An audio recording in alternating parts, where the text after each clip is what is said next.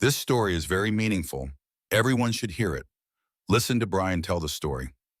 My name is Jake Summers. I'm 28, a software engineer living in Los Angeles, a city that hums with ambition and glitz. I've always been the kind of guy who values the small things, family, promises, a quiet night in over a flashy night out. I grew up hearing stories from my grandma Ellie about the platinum ring with diamonds that my grandpa slipped on her finger back in 1960. It's been in our family for 3 generations, a symbol of something solid in a world that feels like it's always shifting. I thought I'd found someone who got that, Leah Carter, my wife of 6 months. We dated for 2 years before I proposed with that ring, and I thought she understood what it meant to me. Turns out, I was wrong. Last week, I came home to find her waving a new Louis Vuitton bag in front of her Instagram Live, her finger bare, and when I asked where the ring was, she shrugged and said she'd sold it. Sold it, my family's heirloom, gone for a few $1,000s. She blew on purses and necklaces. My stomach dropped, a sick, hollow feeling spreading through me like I'd been punched. I couldn't breathe right. I yelled. She yelled back, and before I knew it, I was packing a bag and driving to a cheap suburban motel, the kind with flickering neon signs and stained carpets, wondering how the hell my life had unraveled so fast. That night in the motel, I couldn't sleep. The hum of the old air conditioner buzzed in my ears, but it was the image of Leah's casual smirk that kept me awake. "It's outdated, Jake," she'd said, like it was just some thrift store trinket and not the cornerstone of my family's history. I kept replaying the fight, me shouting about how she knew I wanted to pass it down to our kids someday, her rolling her eyes and saying it was hers to sell now that we were married. Hers. The word stung, sharp and bitter, because I'd always thought marriage meant ours. I felt betrayed, sure, but more than that, I felt stupid. How had I not seen this side of her? She's always been into her influencer gig, posting selfies and designer clothes, chasing likes and sponsorships, but I figured it was harmless. I loved her enough to ignore the materialism, the way she'd light up over a new pair of heels more than she ever did over me. Lying there for you on that lumpy mattress, staring at the water-stained ceiling, I realized I couldn't ignore it anymore. I grabbed my phone and texted my best friend Maya Torres. "Leah sold the ring, I'm done." My hands shook as I typed, anger and hurt warring inside me until I finally drifted off, exhausted. The next morning, I met Maya at a coffee shop downtown. She's 27, a freelance journalist with a sharp mind and sharper tongue, always digging into stories about corruption or social trends. The place smelled like roasted beans and fresh pastries, but my stomach was too knotted to eat. I slumped into the chair across from her, my eyes gritty from lack of sleep. "She sold it for bags, Maya," I said, my voice low and rough. Bags. Maya raised an eyebrow, sipping her latte, her dark eyes studying me like I was a puzzle she needed to solve. "That's messed up, Jake," she said, setting her cup down. "But it's weird, right? Leah's an influencer. She's got brand deals. Why risk pissing you off for a few grand?" I frowned, her words sinking in. It didn't add up. Leah wasn't broke. We weren't rich, but my job paid well, and she'd just landed a collab with some makeup company. "You think there's more to it?" I asked, a flicker of unease joining the anger in my chest. Maya leaned forward, her voice dropping. "I've been working on a piece about fake luxury goods. Influencers buying knockoffs, passing them off as real. What if Leah's tangled up in something like that?" My head spun. Leah in some shady scam? It sounded crazy, but then again, selling my ring sounded crazy too, and she'd done it without blinking. Maya pulled out her phone and texted someone. Sam Brooks, she said, a detective friend of hers who owed her a favor. "Give me the name of the guy she sold it to," she said. "Let's see what we're dealing with." I nodded, digging through my memory of our fight. Leah had thrown the jeweler's contact at me like a taunt. "Call Trevor Kane if you're so obsessed with it," she'd snapped. I gave Maya the name, and she fired off another text. While we waited, I called Trevor myself, my palms sweaty as the line rang. "Yo, this is Trevor," a slick voice answered, all confidence and edge. "Trevor Kane? I'm Jake Summers. You bought a ring from my wife, Leah Carter. Platinum, diamonds, family heirloom. I want it back." He laughed, a low mocking sound that made my jaw tighten. "Oh, that ring. Sweet piece. Paid her 10 grand. You want it?" It's 25 now. Got a rapper eyeing it already, so you better move fast. 25,000. I nearly dropped the phone. You paid her 10 and now it's 25? I said, my voice rising. Businessman, he replied, smug as hell. Supply and demand. I hung up, my hands shaking again, this time with rage. 10 grand was bad enough, but knowing he was jacking up the price just because he could, it felt like another kick while I was down. Maya's phone buzzed and she glanced at it, her lips pressing into a thin line.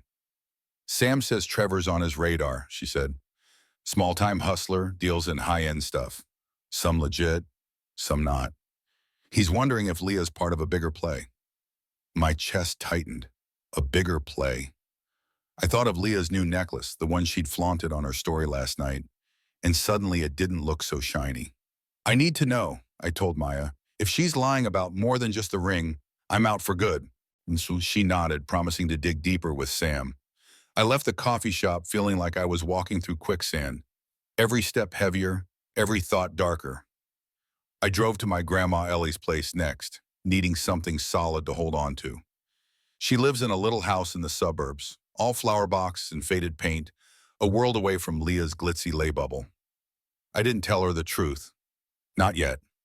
Instead, I sat on her couch watching her fiddle with her phone, setting up for one of her TikTok lives.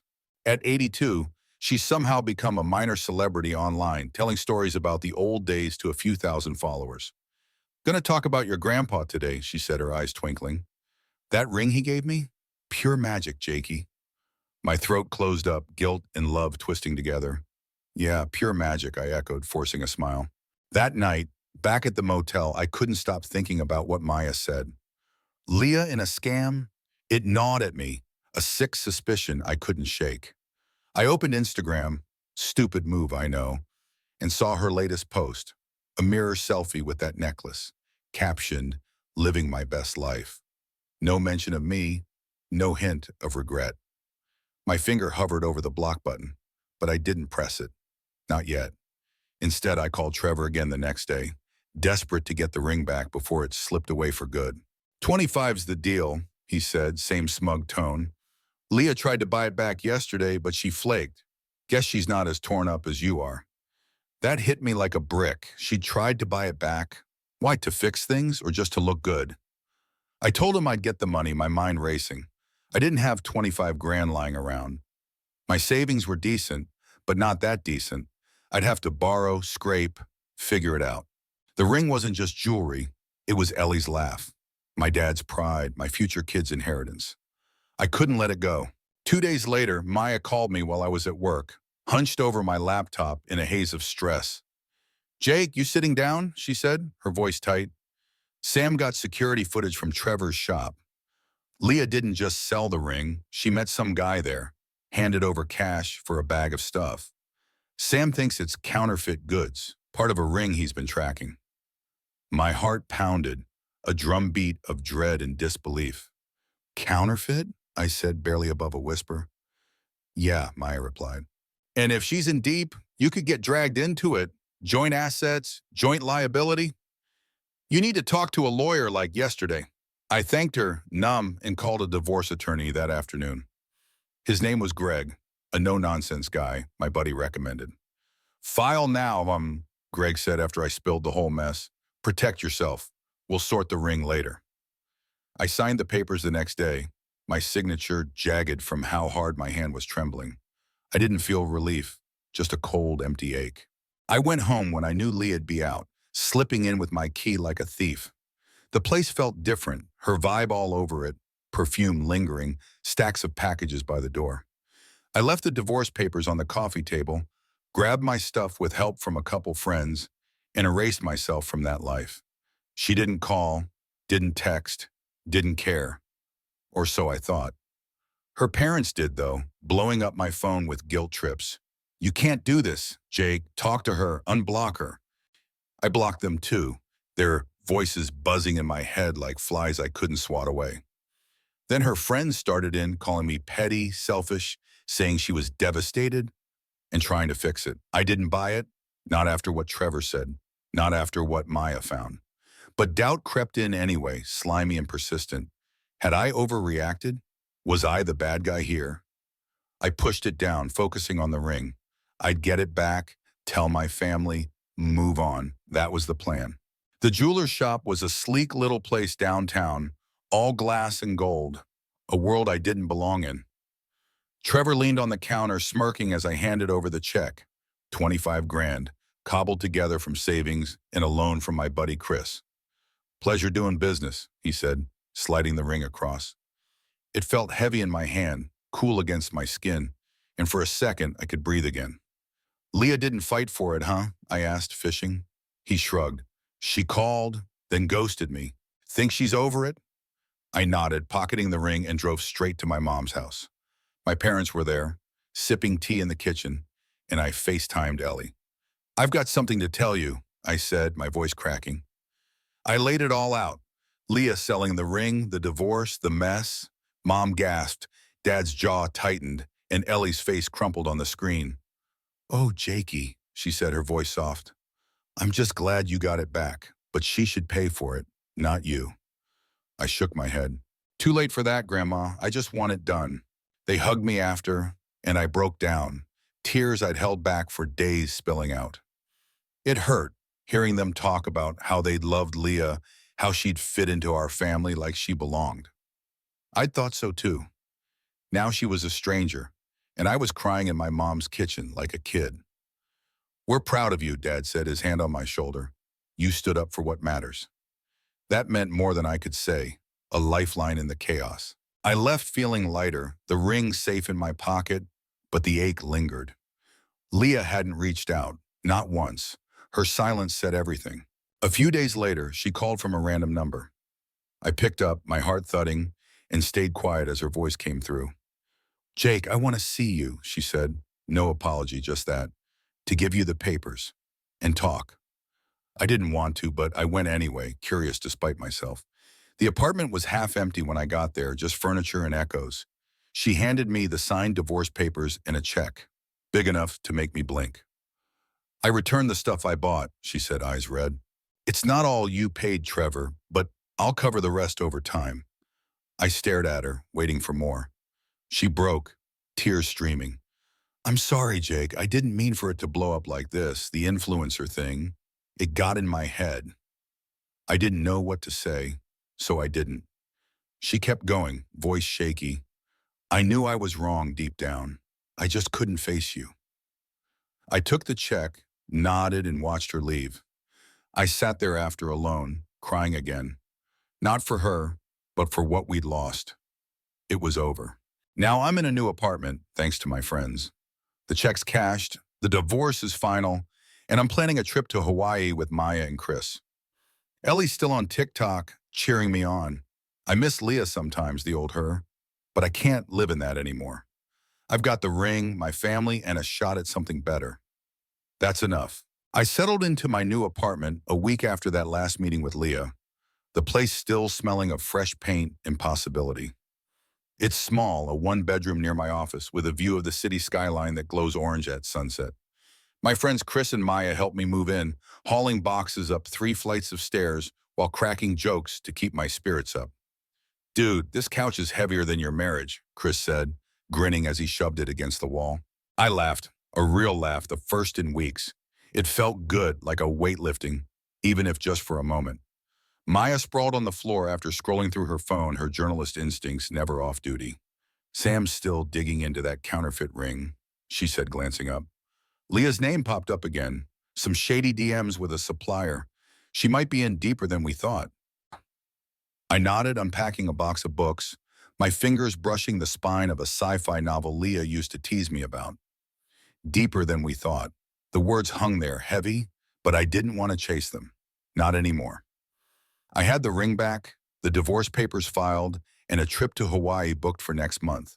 I told myself that was enough. Work kept me busy, overtime piling up as I tried to rebuild my savings after the Trevor fiasco. My boss didn't ask questions, just slapped me on the back and said, "Good to have you focused, Summers." I threw myself into code, losing hours in lines of logic that made sense when nothing else did. But Leah's shadow lingered. Mutual friends texted me updates I didn't ask for. Her latest post about starting over, a vague apology that didn't name me, She's crashing with her parents, one said. Looks rough. I didn't reply, just deleted the threads. Then 2 weeks after the papers were signed, my phone lit up with that same unfamiliar number. Her voice was softer this time, frayed at the edges. Jake, can we meet? Just once more, I need to explain. My gut said no, but something, curiosity, maybe pity, made me agree. Fine, I said. Coffee shop on 5th, 1 hour. I hung up before she could say more, my chest tight with a mix of dread and exhaustion. She was already there when I arrived, sitting by the window with a cold latte she hadn't touched. Her hair was messy, no makeup, a far cry from the polished influencer I'd married. She looked smaller somehow, diminished, and for a second I felt a pang of something. Regret? No, just memory. I sat down, arms crossed, waiting. I messed up, Jake, she started, her voice cracking. Not just the ring, everything. She pulled out her phone, hands trembling, and showed me a string of texts. Demands from some guy named Vincent, threats about money owed. I got in with these people after a brand deal went south, she said. Sold the ring to pay them off, but it wasn't enough. They're after me now. My jaw tightened, anger flaring hot and fast. You dragged me into this too, Leah. Joint accounts, joint life. I could have been screwed. Her eyes filled with tears, but I didn't soften. I know, she whispered. I thought I could handle it, look good doing it. I was wrong. I leaned back, studying her. The girl I'd loved was gone, replaced by this stranger chasing a mirage of likes and luxury. What do you want from me? I asked, my voice flat. She swallowed hard. Help. I don't know how to get out.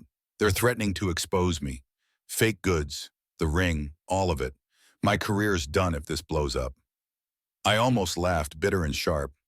You want me to fix your mess after everything? She looked down, silent, and I saw it then, the fear, the desperation. Part of me wanted to walk away, let her drown in it. But another part, the part that still remembered her laugh from 2 years ago, hesitated. I'll give you Sam's number, I said finally. He's a detective, that's it. I'm not your lifeline anymore. I scribbled it on a napkin, slid it across and stood. Good luck, Leah. Her sob followed me out the door, but I didn't look back. Hawaii was a blur of blue skies and warm sand. Maya and Chris dragging me to every beach bar they could find. I sent Ellie a postcard. Her TikTok fans loved it when she read it on live, her voice wobbling with pride. My Jakey's healing, she said, and I hope she was right.